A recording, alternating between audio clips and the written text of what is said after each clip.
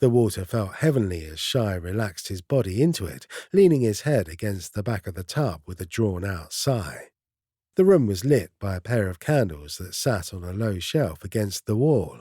Apparently, conserving electricity was a serious issue out here in the wilderness, since there was only a limited amount of it available. Not that he was complaining. The light from the candles was soft and soothing, easing the stress out of him as surely as the warmth of the water and the comforting presence of his guide.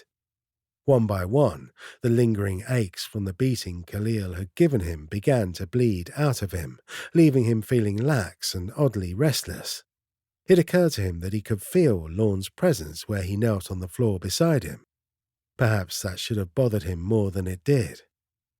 "Did you know anything about Pathfinders before you hooked up with Khalil?" Lorne asked, shifting into a more comfortable position where he sat on the floor next to the tub.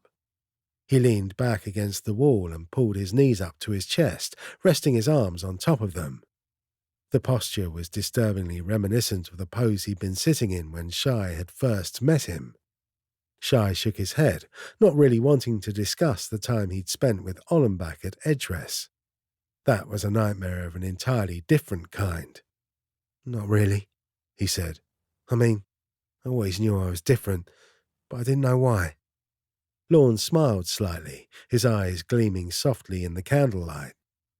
"Being different isn't a bad thing, Shai." "Oh, of course not. It's always been my life's ambition to be kidnapped and forced into slavery because of my freakish psychic powers." Shai surprised himself by feeling more wry than bitter over the words.